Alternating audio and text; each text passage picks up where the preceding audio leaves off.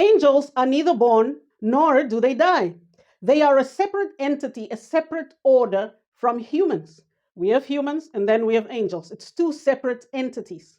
Now, this is explained, as I mentioned before, in Nehemiah 9, verse 6. Angels, in turn, they cannot become human.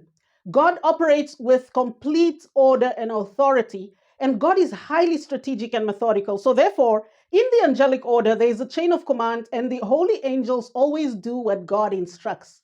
Remember that angels have a will, they have an intellect, and they have an emotion as depicted in Jude 1, verse 6. Now, using his will, intellect, and emotion, Lucifer was able to convince 33.333%, a third of the angel community, to rebel against God. So I speak under correction.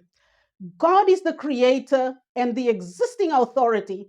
And because Lucifer did that, he was cast out of heaven.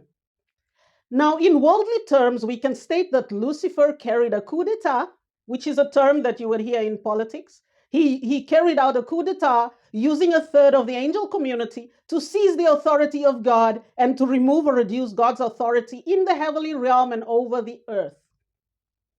Now, there was a revolution in heaven where Lucifer, who was an extraordinarily created being and one of the angels of the highest orders of God, after seeing the beauty of God's magnificence and power, he wanted it for himself. He became so self-absorbed in his own importance because he was the most beautiful angel ever created, with musical instruments, musical sounds. It was just, and stones, different colored stones on his body.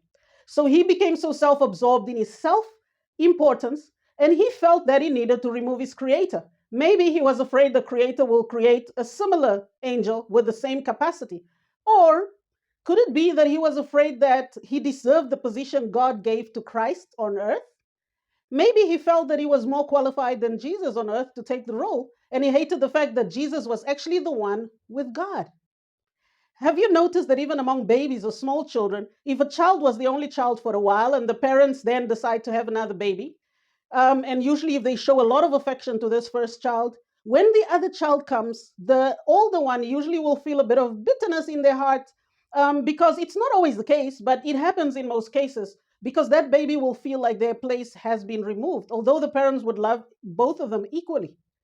Now, this usually happens, especially with kids that are born very close to each other, where the older one is usually, as I mentioned before, is pampered and spoiled when they are the only one. And then they feel like they don't get the same attention that they were given when the new baby comes. So a little something starts growing in their heart, some kind of resentment and some kind of bitterness. This is really just to explain how this seed is planted, or how it was planted, probably to Lucifer's view. Now, let me pause here a little bit. I have a question for you, as I always do.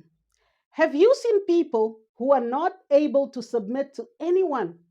They often refuse to submit to authority, especially if they feel the other person is beneath them. If in any environment they find themselves, they identify the leader. They get close enough to the leader so that they can either take the authority for the leader or that they can be seen on the same level as the leader. I don't know about you, but I've seen this happening quite a lot. This happens in churches. This happens in communities. This happens in government. In fact, it happens anywhere there is an organizational structure and when people have to work together and where there is a specific audience.